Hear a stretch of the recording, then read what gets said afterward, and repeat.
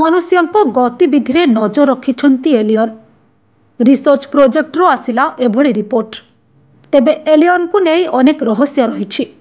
सेमाने केउंठी रुहंती, किपरि रुहंती, सेमानकर बंचिबार आधार कौन, एपरी अनेक प्रश्न रही जहाँ उपरे रिसर्च करुछंती वैज्ञानिक। किंतु निकटरे प्रकाश पाइछि पेंटागन रे एक रिपोर्ट जार तथ्य आश्चर्यजनक। पेंटागन रिपोर्ट रे कहा जायछि जे महाकाशर गोटे कोणरे बसी एलियन आम गतिविधि उपरे नजर रखुछंती। सेठारु सेमाने बसी नजर रखिछंती।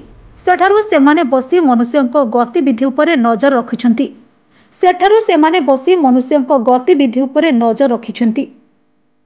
सेही रिपोर्ट रे आहुरी कहा जायछि जे एलियन माने हमर रिसर्च प्रोजेक्ट को प्रभावित करबा को चेष्टा करि पारंती। अंतरिक्षर चारिपटे पड़िछि मदरशिप।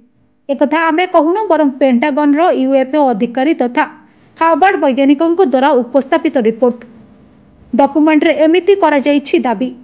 रिपोर्ट रे कहा जायछि जे अंतरिक्ष रे एक जान परि किछि रहिछि जहाँ हमर नुआ तथ्य होई पारे। तेबे वैज्ञानिक माने एहा पूर्वरु 2017 मसिहारे महाकाश रे एपरि वस्तु चिन्हट करथिले जार आकृति किछि मात्रा रे थिला स्वतंत्र। ताहा बड़ आकारर सिगारेट परि देखा जाउथिला। परे कहा जायथिला जे ताहा एक धूमकेतु। वैज्ञानिकों कहवा अनुसार एलियन माने पृथ्वी जाए पहुंची पारंती। रिसर्च अनुसार एलियन माने वायुमंडल सह पत्थर ग्रह विषय जानिबाकु इच्छुक। एपरि लागुछि कि सेमानकु शुक्र, पृथ्वी और मंगल परि ग्रहगुड़िक दूररु आकर्षणीय देखा जाउथिबो। वैज्ञानिकों अनुसार एलियन मानकु जेमिति जलपथ विषय जना पड़िबो, सेमानक आग्रह सेते शीघ्र पृथ्वी प्रति बढ़िबो। तेबे एलियन संपर्क रे चलुथिबा रिसर्च रे केते सत्यता रहिछि ताहा आगामी दिन रे स्पष्ट होइबो।